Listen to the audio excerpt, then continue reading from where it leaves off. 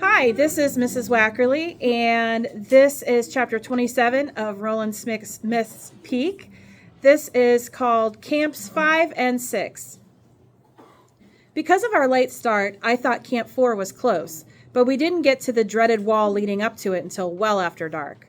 We're climbing the wall at night? I asked, shocked. Zopa took off his mask. It's the only way to get into Camp 4 unnoticed. Everyone will be asleep. They would be in their tents, all right. The wind was howling and it hadn't stopped snowing all day.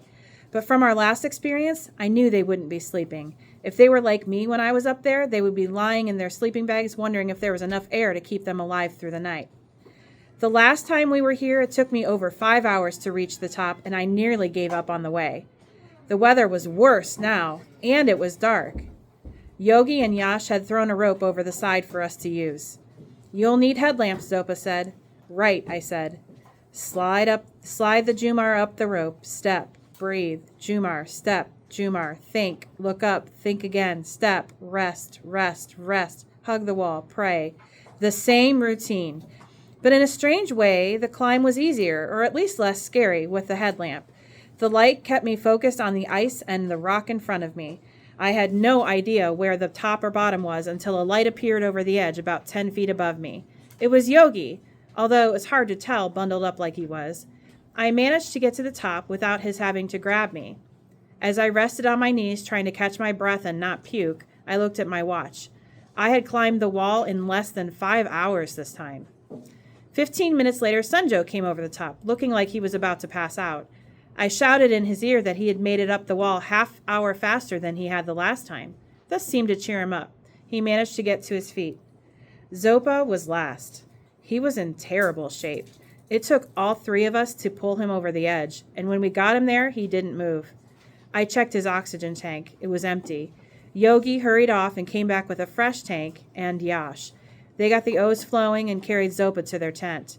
After an hour or so, he recovered enough to open his eyes and drink something. A few minutes later, he asked the brothers if they had heard anything from Josh. The Chinese soldier climbers had reached ABC that afternoon and were planning on staying there a day or two before climbing to Camp 4.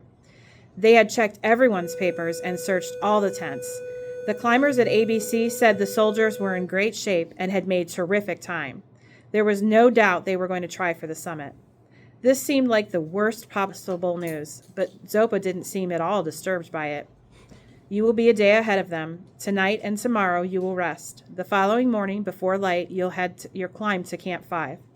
What about you? Sunjo asked. Do you really think they're going to be worried about a sick old monk when they get up here? If they really are such good climbers, the soldiers will all want to try for the summit. Which of them will stay behind to escort the old man down the mountain? He gave a wheezy laugh. By the time they get back here, I will be gone. Why can't we just go up to Camp 5 when it gets light? I asked. We'll be just that much farther ahead of the soldiers. There will be a storm in a few hours, Zopa answered. Tomorrow morning is your window. The storm hit us mid-morning.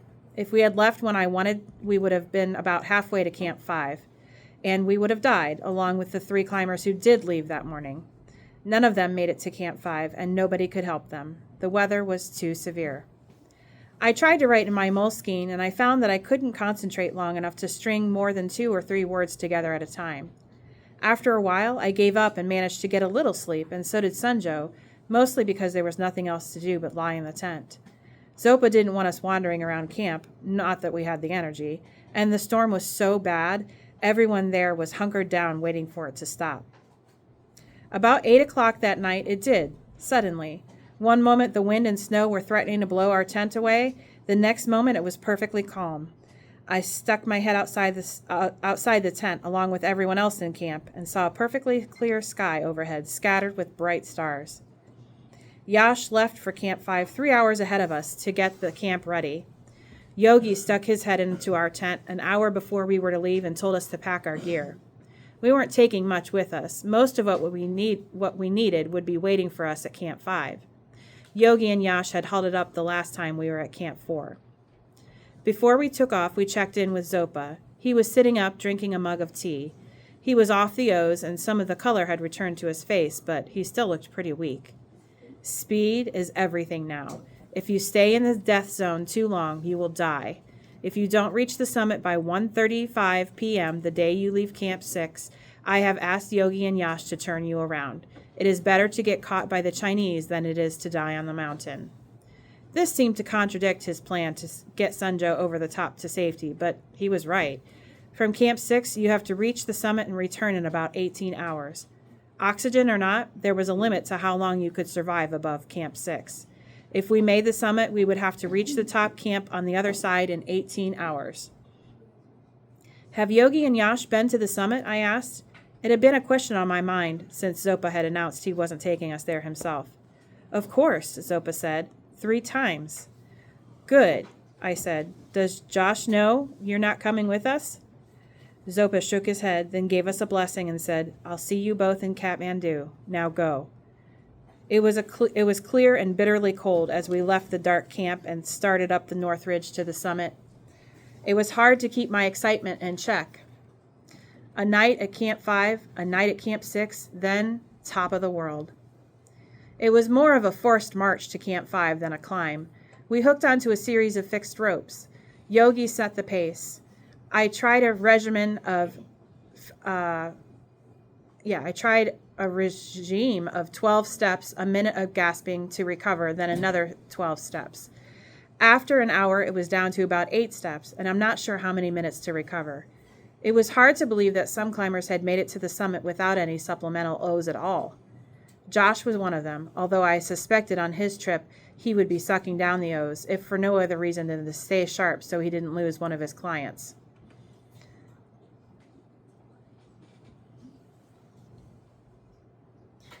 The sun came up and gave us the best view of Everett's pyramidal summit yet. It was enormous. Coming off the top was a disk of ice crystals against the blue sky. The sight inspired my sluggish brain to remember the camera, which I had put in my pocket before we left Camp 4. I shouted ahead at Sunjo to wait up, which he was more than happy to do. When I got to him, I took off my outer mittens, pushed the record button, and tried to imitate JR as best as I could. "What are you feeling right now?" I asked. "You're less than a mile from the highest point on Earth." I had him framed perfectly against the summit. "Frightened," Sunjo said, "and hopeful, and worried about my grandfather. I had no idea it would be this hard." That's about all my unmittened fingers could take. "I can film you now if you'd like," Sunjo offered. "Nah, that's all right. We have to get moving." About a half hour later, we saw our first corpse. Sunjo saw it first. I walked up to him as he was staring down at it. Yogi had breezed by it as if he hadn't noticed, but I bet he had. It was a woman. About 50 feet away was another corpse, but I couldn't tell what it was because it was lying face down. I had never seen a dead person, let alone a frozen dead person. She looked more like a wax figure than a former human being, and in a way this was even more disturbing to me.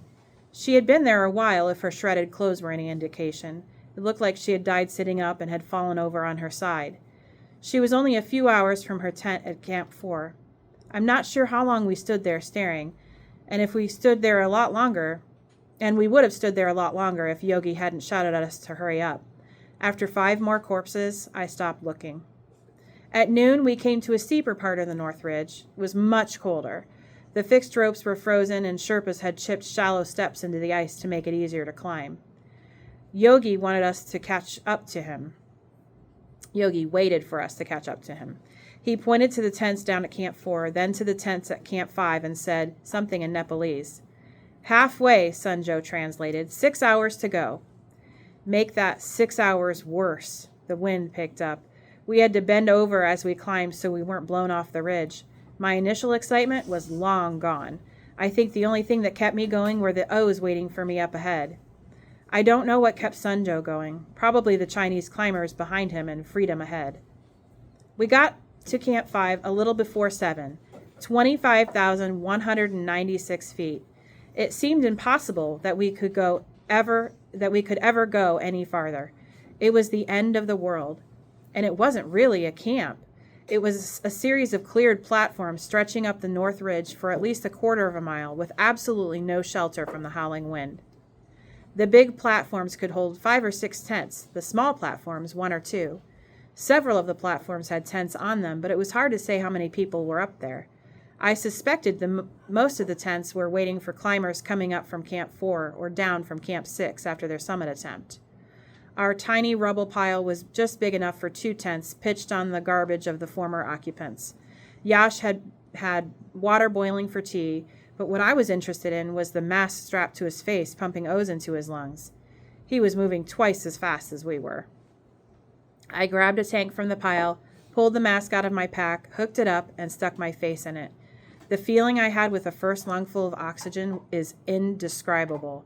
Bliss is about as close as I can come, but it was way beyond that. Yash helped Sanjo set up his rig, and when he got it on, we looked at each other and started laughing. We were going to live. We might even make it to the summit. The Chinese are headed up to Camp 4 tomorrow, one of the climbers from ABC told Josh. You're kidding, Josh said. What about acclimatization? These guys are acclimated. One of our climbers speaks a little Chinese. They told her they were up on K2 when they were ordered to come here.